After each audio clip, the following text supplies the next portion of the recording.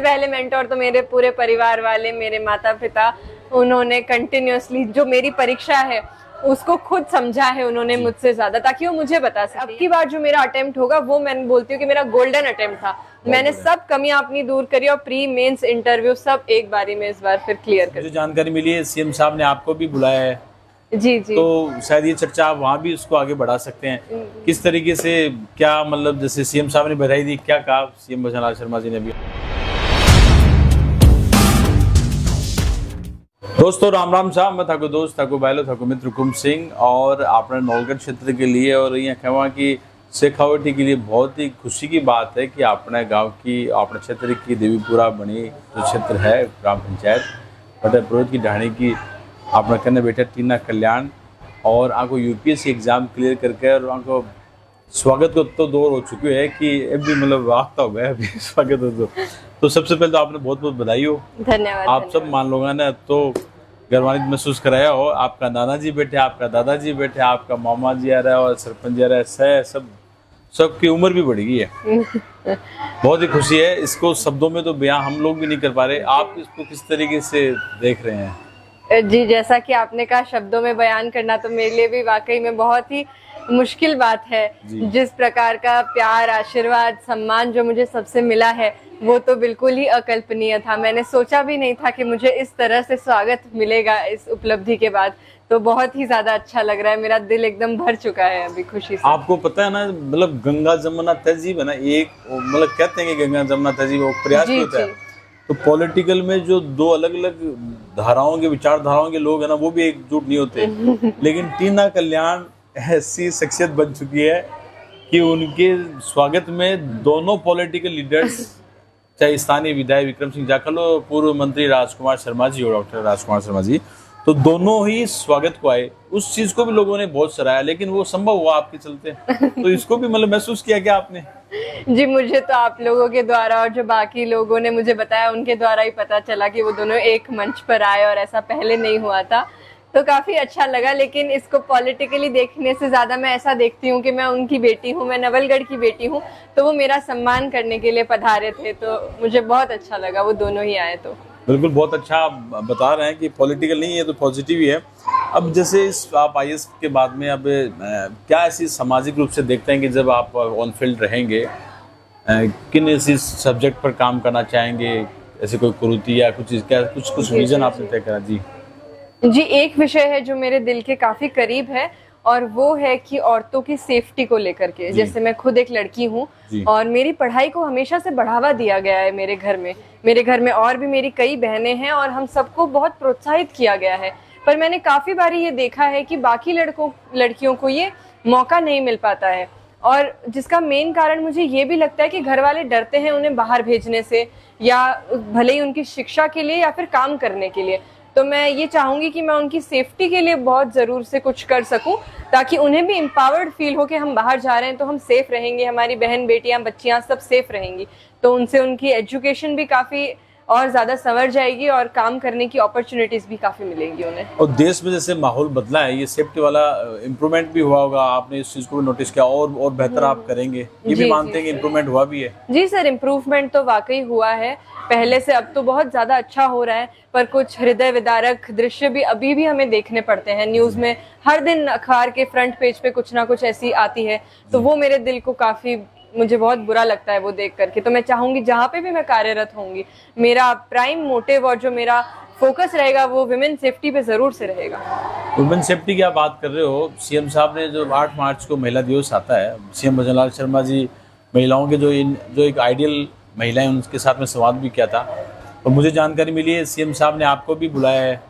जी। तो शायद ये चर्चा आप वहाँ भी उसको आगे बढ़ा सकते हैं। किस तरीके से, क्या मतलब, जैसे सीएम साहब ने बधाई दी, क्या कहा सीएम भजनलाल शर्मा जी ने भी आपको? जी, उनसे कल बात हुई थी तो उन्होंने बधाई दी मुझे यूपीएससी क्लियर करने में। और उन्होंने ये भी बताया कि वो चाहते हैं कि हम सब जो राजस्थान के और भी छात्र छात्राएं जिन्होंने ये परीक्षा उत्तीर्ण करी है, वो लोग 2 मई को उनके वहाँ पधारें और वो हमें सम्मानित करे। तो मुझे काफ़ी खुशी हुई। मुझे इसकी भी उम्मीद नहीं थी कि सीएम साहब की तरफ से खुद से फोन आएगा और वो हमें बुलाएंगे, तो काफी अच्छा लग रहा वो है। तो आना ही, यूपीएससी एग्जाम सबसे कठिन, इंडिया का सबसे कठिन एग्जाम में माना जाता है।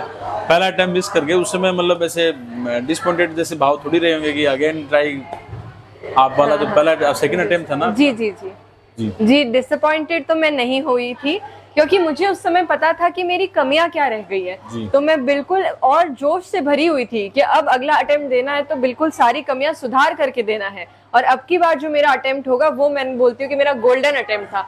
मैंने सब कमियां अपनी दूर करी और प्री मेंस इंटरव्यू सब एक बारी में इस बार फिर क्लियर कर लिया।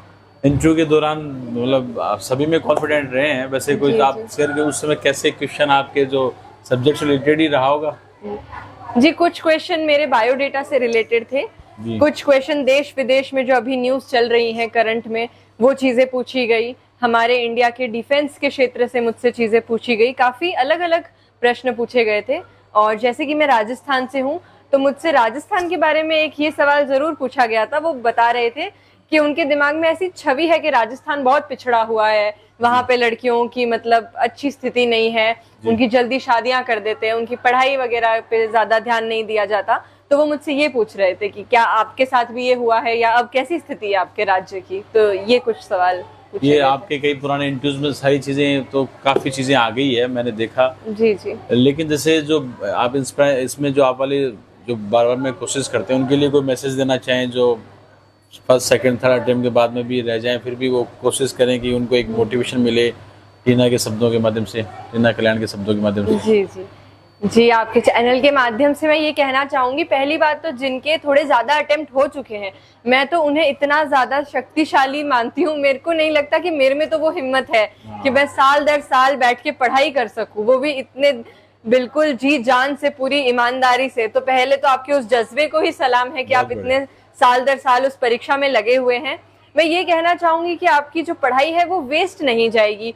मेहनत में मुझे लग रहा है कोई कमी तो नहीं छूट रही, पर अगर राइट डायरेक्शन की शायद कुछ दिक्कत रह रही होगी, जो गाइडेंस है उसकी कुछ दिक्कत रह रही होगी, तो मैं ये कहना चाहूंगी कि आप YouTube पे फ्री में बहुत वीडियो अवेलेबल है, या वो देखिए, या कोई एक मेंटोर अपना बना लीजिए, किसी ने पहले सिविल सेवा परीक्षा पास करी हो या कुछ, तो वो आपको गाइड कर पाएंगे। क्योंकि बात यह है कि अगर आप मेहनत तो कर रहे हैं पर मेहनत सही डायरेक्शन में अगर करी जाए तो सफलता मिलती है। तो मुझे लग रहा है बस वो थोड़ा बहुत इधर उधर आपको हल्का सा कुछ छेड़छाड़ करने की जरूरत है अपनी स्ट्रेटेजी में, और जरूर से सफलता मिलेगी। आपके मेंटोर की बात की, आपके नाना जी भी मेंटोर जैसे हैं, दादाजी भी मेंटोर जैसे हैं, लोग इनसे इंस्पायर्ड होते हैं। वैसे आपके मेंटोर कौन है आपके? जी, मेरे सबसे पहले मेंटोर तो मेरे पूरे परिवार वाले, मेरे माता पिता। उन्होंने कंटिन्यूअसली जो मेरी परीक्षा है उसको खुद समझा है उन्होंने मुझसे ज्यादा, ताकि वो मुझे बता सके। यहाँ मेरे मामा जी बैठे हुए, ये भी मुझे रोज फोन किया करते थे और इनको भी मेरे से ज्यादा यूपीएससी के बारे में इन्होंने ज्ञान ले रखा था। अच्छा। तो ऐसे जब आपके परिवार में माहौल रहता है, मेरे लिए मेरे पूरे परिवार वालों ने यूपीएससी पढ़ लिया है। बहुत बढ़िया, बहुत बढ़िया। जी जी। मैंने ये देखा कि जो आपकी ग्राम पंचायत के लोग हैं, मतलब आपके चाहे फैमिली लोग हैं, बहुत ही अच्छी पोस्ट में, बहुत ही अच्छी फील्ड में है, कोई अलग अलग इंजीनियरिंग में होंगे। तो यूपीएससी वाला मतलब आपके सबसे पहले माइंड में कब क्लिक हुआ कि मुझे इस यूपीएससी क्लियर करना है, या फैमिली में कहाँ सबसे पहला एक आइडियल पर्सन कौन रहा था, कि या किसी ने आपको प्रेशर किया या खुद ने डिसाइड किया था?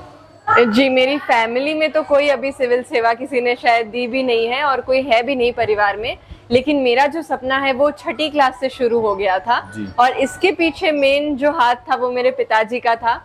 उन्होंने मुझे बचपन से बताया था कि एक सिविल सेवक क्या कुछ नहीं कर सकता, और वो किस प्रकार से जो समाज में फैली कुछ बुराइयां हैं उन्हें हटा सकता है, या फिर बहुत आम जनता को बहुत बड़े लेवल पे जाकर के वो जो चेंज ला सकता है उनके बीच में। वो बातें मुझे बहुत प्रभावित करती थी कि अगर जीवन में मैं कुछ करूँ तो ऐसा करूँ कि मुझे सेटिस्फैक्शन मिले मेरे जीवन से कि मैंने कुछ अच्छा काम किया है। तो इसलिए मैंने फिर इसी को अपना लक्ष्य बनाया बचपन से, और फिर जब मेरी ग्रेजुएशन हो गई उसके बाद मैंने तैयारी स्टार्ट कर दी।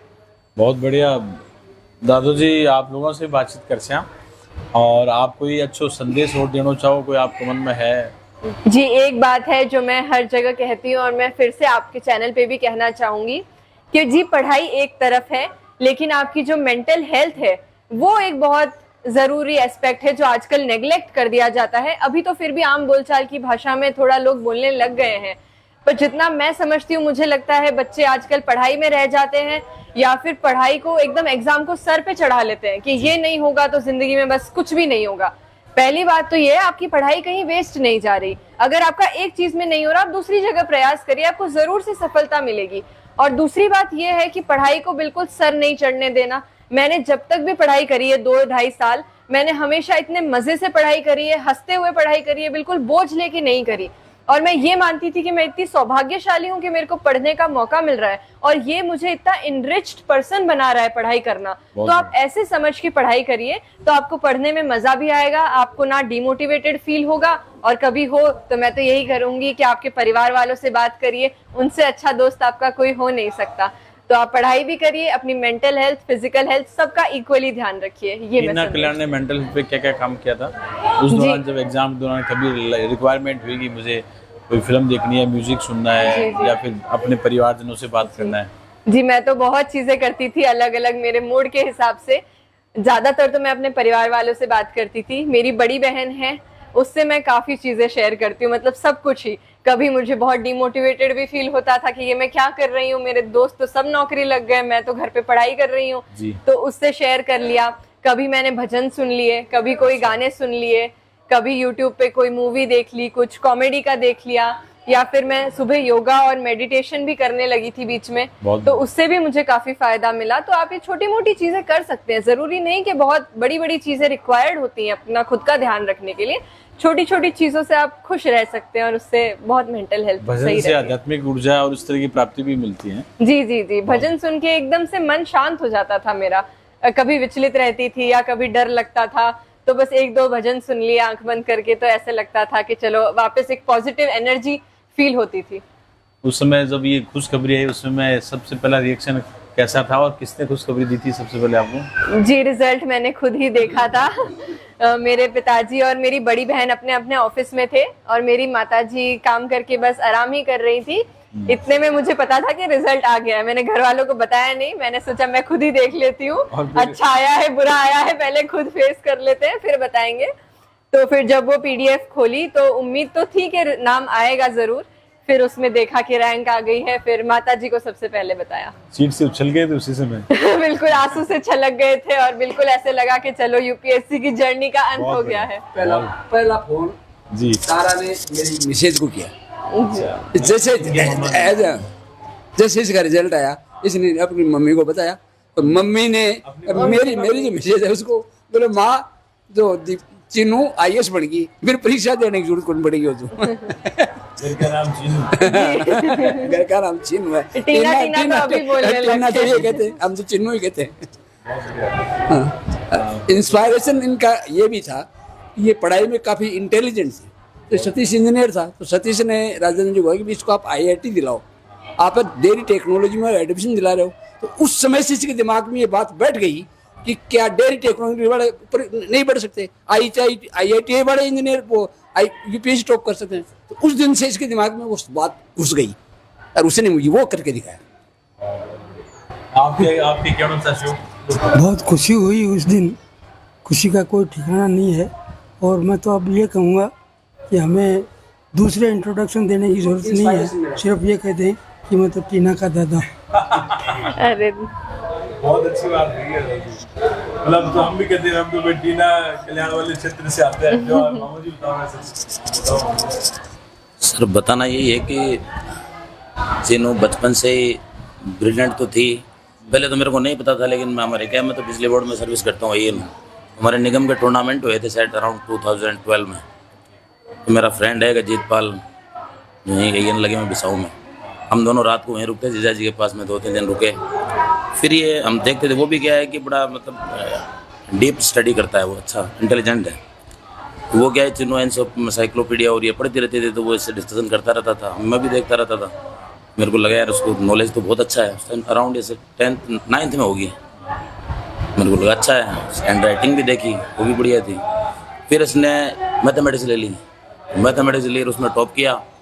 मेरे को लगा बढ़िया। मेरा भी मकसद तो यही था कि ये UPSC करे, लेकिन मेरे वो दिमाग में एक चीज़ गलत थी कि IIT करके ही जा सकती है। I was wrong that time.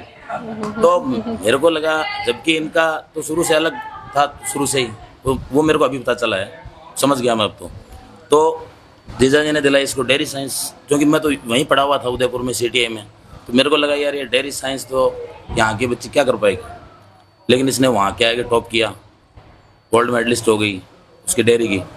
और उसके बाद में ये उसकी स्टडी थी, मेरे को भी नहीं लग रहा था कि ये इतना अच्छा कर पाएगी। ठीक है, मैं गोल्ड मेडलिस्ट थी, लेकिन मैं उम्मीद नहीं कर रहा था कि इतना अच्छा कर पाएगी। अब मैं एक और तो बाकी इसने बता दी, सब ने बता दी ये सारी बातें कि इसने ये क्या, दिमाग भी गॉड गिफ्टेड है, सब कुछ है, ये है वो है। सबसे मेरे को इसका सबसे जो एक महत्वपूर्ण कारण जो लगता है ना कि इसका IAS बनने, इसकी सिंप्लिसिटी है, ये डाउन टू अर्थ है। एक इसमें एक IAS बनने का ये गुण है एक बहुत बड़ा, जो इसको IAS बना रहा है। बाकी एटीट्यूड आ जाता है, हाँ बिल्कुल एक सक्सेसफुल IAS बनेगी और देश की टॉप IAS बनेगी, ये मुझे उम्मीद है। और वो जो आपने बताया सिंपलिसिटी वाला, वो वाकई दिख रहा भी है। ये मतलब मैं आपको क्या बताऊँ, हम गांव में रहते हैं, मेरा गांव दिसनाऊ है, तो हमारे गांव में नए मकान नहीं बने हुए हैं, पुराने मकान हैं, ढोलों के कमरे हैं, पापा जी और माँ रहते हैं, तो उनको वही जचते हैं एकदम, सब कुछ बाथरूम भी छोटे छोटे हैं, सब कुछ एकदम सिंपल है। लेकिन इसने कभी वहाँ पे, जीजा जी हर साल में 2 बार वहाँ पे आते हैं, 2-3 दिन रुकती है ये, तो मैं ये आज मैं सोचता रहा यार चीनू की ये कंप्लेंट क्यों नहीं कर रही है ये यार ये करा लो, थोड़ा ठीक करवा लो, ये करवा लो। तो लेकिन मैं समझ गया था कि ये वो IAS की जो लबासना में ट्रेनिंग हो रही है वो यहीं कर रही है जो ये वो हाँ वो जुड़ाव भी है, ये देखना चाह रही है कि अंतिम परिस्थिति में रहा जा सकता है अपने को। और दूसरी बड़ी सर मैं आपको कहता हूँ, मेरे जीजा जी हैं, इनके फादर वो PhD हैं, वहाँ शाहपुरा से तो BSc एग्रीकल्चर किए, फिर MSc करी उन्होंने जॉबनेर से, फिर उन्होंने PhD करी एसोसिएट प्रोफेसर। तो मेरा क्या है इस गांव में, यहाँ से मैं क्या, हमारी सिस्टर की सगाई कर दी थी बहुत जल्दी, मैं जब 9th में था मैं, तो मैं क्या यहाँ पे आता था, 3-4 साल सगाई चली थी, तो ये सारे लोग क्या मेरे, हम क्रिकेट खेलते थे, मैं तो ये घर जैसा हूँ यहाँ पे, तो उन्होंने ही मेरे को मतलब एक तरह से मेरे को भी उन्होंने ही बनाया है, मतलब आज मैं हूँ ना, तो मेरे को स्टेप बाय स्टेप उन्होंने ही बनाया मेरे को भी। और वो इतने इंटेलिजेंट हैं कि आप देखो, जो अपनी बेटी को IAS बना सकता है तो वो सीनियर IAS है। बिल्कुल। और दूसरी बात, मेरी जो सिस्टर है उसने इसको बहुत संस्कार दिए अच्छे, उसका भी फर्क है। तो जिसकी बड़ी बहन है दीपू, वो गोल्ड मेडलिस्ट है, BSc RCA की, BSc एग्रीकल्चर में, और MSc BSc दोनों की गोल्ड मेडलिस्ट है। तो इसके घर में इनसे कोई दूसरे पत्रकार बंधु पूछ रहे थे, तो मैंने देखा था वो कि भैया आपने कोचिंग नहीं ली, कोई कोचिंग नहीं ली, इसने बताया कि उन्हें कोचिंग नहीं ली। तो मेरा तो ये कहना है, कोचिंग क्या है, कोचिंग तो गाइडेंस है, टीचिंग तो कोचिंग है नहीं। यहाँ तो कोचिंग होती है वो टीचिंग कराते हैं, टीचिंग तो गाइडेंस है। तो गाइडेंस जिसके घर में 2 इतने सीनियर मतलब टॉप क्लास जो बैठे हुए हैं, एजुकेटर बैठे हुए हैं, तो उसको क्या कोचिंग, घर में ही कोचिंग है इसके, तो भाई इसके तो घर में ही कोचिंग है।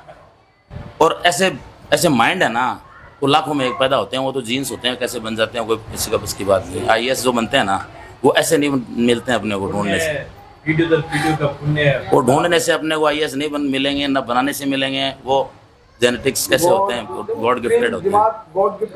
थैंक यू सर, मैं इतना ही कहना चाहूँगा। चीनू दीदी को देख कर है ना, अब आप पर भी प्रेशर आ गया क्या?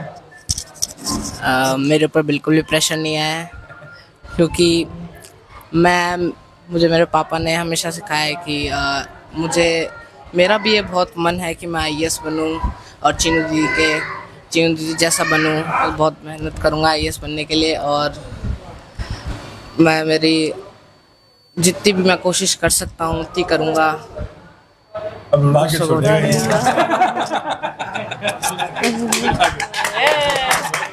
दीदी ने आपकी तारीफ कर दी। अगला IAS तो यही बनेगा प्रजू। तो ये बहुत ही फेमिलियर माँ फादर साहब से, लेकिन नहीं सुनो, हाँ चलिए बहुत बढ़िया, बहुत अच्छी बात है, नहीं ठीक है, बहुत ही फेमिलियर में माहौल में बातचीत हो रही है। और सबसे अच्छी बात है कि जो संस्कार हुए ना, वो माता पिता और दादाजी या नाना जी या परिवार के अन्य लोग सदस्य है, मामा जी, बस संस्कार को एक संगठित स्वरूप के रूप में सामने टीना कल्याण है, जो शुरू से डिसिप्लिन अनुशासित होकर और आपको जो टारगेट हो अर्जुन की लक्ष्य स्थापित कर और वो वाली बात मुझे बहुत अच्छी लगी कि कोचिंग नहीं, कोचिंग बचपन से कोचिंग ली कि हर परिस्थिति में इन्होंने जिया है, अपने परिवार के साथ में जिया है, जैसी भी परिस्थिति रही है, और अब वो सच साबित करके दिखाया है। और हम लोग बधाई देने पहुंचे हैं, लेकिन जो संघर्ष किया है ना वो टीना कल्याण ने किया, क्योंकि सबसे मुश्किल ये लोग प्रयास नहीं परिणाम काउंट करते हैं, परिणाम में आपने अचीवमेंट किया है। आपको जितनी बधाई दे उतनी कम है, और आप आने वाले दिनों में हम ये चाहेंगे जो भी अपनी बेटियां हैं उनको इसी तरह से मोटिवेट करते हैं अपनी बहनों को। जाते जाते कुछ और कहना चाहें तो आप कह सकते हैं। जी, मैं आपकी बात से एक और बात ही कहना चाहूंगी कि हमारे समाज में या हमारी सोसाइटी में अभी भी ये है कि हम एफर्ट्स को रिवॉर्ड नहीं करते, पर सिर्फ रिजल्ट्स को रिवॉर्ड करते हैं। अगर कोई बच्चा पास हो गया तो उसकी बहुत तारीफ होती है, पर अभी जैसे 3000 बच्चों ने यूपीएससी इंटरव्यू दिया और 1000 का क्लियर हुआ, पर जो 2000 बच्चे रह गए थे वो किसी भी कीमत में हमसे कम डिजर्विंग नहीं थे, वो उतने ही डिजर्विंग थे। तो मैं सब पेरेंट्स को ये बात जरूर से कहना चाहूंगी कि आप अपने बच्चे के रिजल्ट के पीछे मत पड़िए, पर ये देखिए वो बच्चा मेहनत कितनी कर रहा है, उसके एफर्ट्स में कमी नहीं है। अगर वहां कमी नहीं है तो उसकी सराहना करने में आप कोई कमी मत छोड़िएगा। बहुत बढ़िया, बहुत बहुत धन्यवाद, बहुत अच्छी बात की है, बहुत ही बढ़िया, बहुत बहुत धन्यवाद।